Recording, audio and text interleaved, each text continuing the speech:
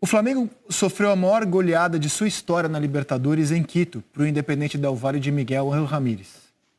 Ali foi o momento de maior turbulência da temporada para o Flamengo, certo? Ali muitas críticas foram feitas, muitas dúvidas foram levantadas, afinal não era uma derrota qualquer. Era a maior derrota da história do Flamengo na competição. E quando você está diante de uma porrada desse tamanho, você fica atento aos próximos passos. Se o time vai afundar de vez ou se ele vai recuperar o seu rumo. E a resposta do Flamengo depois do atropelamento de Quito, ela é impressionante. Ele ganhou dias depois do Barcelona no Equador por 2-1. Aí com o time em surto de Covid, completamente esfacelado, cheio de garotos, foi a São Paulo e conseguiu empatar heroicamente com o Palmeiras por 1-1. No jogo da volta contra o Independente Del Valle, quase deu o troco, quase repetiu o placar de 5-0 e ganhou de 4-0. Aí o Flamengo faz um 3-1 contra o Atlético Paranaense, um 3-0 contra o Sport e engata uma sequência de 10 pontos em 12 possíveis em 8 dias. No sábado passado, derrota o Vasco em São Januário 2-1. Na terça-feira, derrota o Goiás por 2-1. Perde o Bragantino em casa na quinta-feira. E goleia o Corinthians por 5-1 na maior vitória do Flamengo no Campeonato Brasileiro até aqui. Então a resposta pós-Quito foram 9 jogos, 7 vitórias, 2 empates. Um desses empates heróico contra o Palmeiras em São Paulo. O Flamengo não teve só o atropelamento de Quito. Ele teve, logo na sequência, um surto de Covid. Um surto absurdo de Covid. Teve que buscar garotos do Sub-20 que originalmente não estavam nos planos para jogar nesse momento. E no momento de maior dificuldade veio a resposta. Eu acho que é isso que assusta a concorrência do Flamengo. No pior momento possível, o Flamengo mostrou que é muito forte, Lino. E o que parecia problema acabou virando uma solução de grupo, para a temporada, inclusive. O Natan é muito bom zagueiro, o Ramon é excelente lateral esquerdo. O time do Flamengo conseguiu achar, dentro do grupo de garotos, né, jogadores úteis para o grupo principal, que você pode integrar, trabalhar e encorpar ainda mais um elenco que já era o mais qualificado do Brasil. Ou seja, o Flamengo ganhou muito nesse período. Não foi só ponto que o Flamengo ganhou. E hoje tem uma postura diferente da do São Paulo. Hoje o Flamengo, até porque vem de uma maratona muito cruel, né? Jogou sábado, terça, quinta e domingo. Hoje o Flamengo poupa jogadores contra o Júnior de Barranquilla. A provável escalação do time mostra o Hugo Souza, o Mateuzinho, tem uma dúvida entre o Noga e o Tuller, Léo Pereira, René. O Flamengo descansa os seus principais jogadores hoje. William Arão, Diego, tem uma dúvida se o Gerson vai para o jogo também. Vitinho, Bruno Henrique. E Bruno Henrique é bom que se fale, está suspenso no Campeonato Brasileiro. Por isso ele é a presença confirmada hoje. E o Lincoln. Então, assim, é uma postura diferente do Domenech Torren em relação ao Diniz, por exemplo. O Domenech hoje vai dar um descanso para a rapaziada.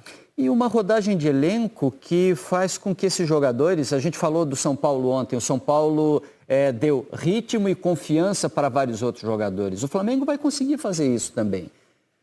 O Gerson é titular? Quem mais que é titular desse elenco, desse time que você colocou em campo, Rizek? Titular desse time? Não sei se o Hugo hoje é titular ou é reserva. É uma boa discussão. Mas eu acho que só, me parece, põe de novo, me parece só... Arão e Bruno Henrique, né? E Bruno a dúvida Henrique, do Gerson, se o Gerson vai para o jogo ou não. Tem alguns titulares, não dá para dizer que é um time completamente Claro, reserva. não, mas ele descansa muita gente. Descansa muita gente, caso essa escalação seja confirmada mesmo, né? Caso essa escalação seja confirmada mesmo. E não vai precisar dizer depois em entrevista coletiva que respeitou o campeonato, que manteve o time... Hã? Fala, Zé. Se você me permite, olhando os números aí na lousa aí, cara, no campinho, na lousa que vocês mostraram, os números são números assim que chamam muita atenção, né? De um time que mantém uma regularidade e passou por um processo que eu acho que muito duro, né? Na saída do treinador, na busca de um treinador novo, com uma forma, uma ideia de jogar totalmente diferente do que estava antes, né? E você vê que num tempo curto o clube consegue voltar a buscar as vitórias convincente. Vitórias que, quando você vê esse time jogar dentro de campo e passa por cima de um time com a história que tem, poxa, o Flamengo, ou dos confrontos entre as duas equipes, você vê uma diferença muito grande. Só o que chama muito a minha atenção nos números, nos resultados do Flamengo, Rizek, Lino, é o seguinte, cara, é que o clube teve um planejamento. O clube, o Flamengo, teve que reformular. E isso não vai somente na questão econômica. Claro que o clube gastou muito para manter, para fazer esse elenco.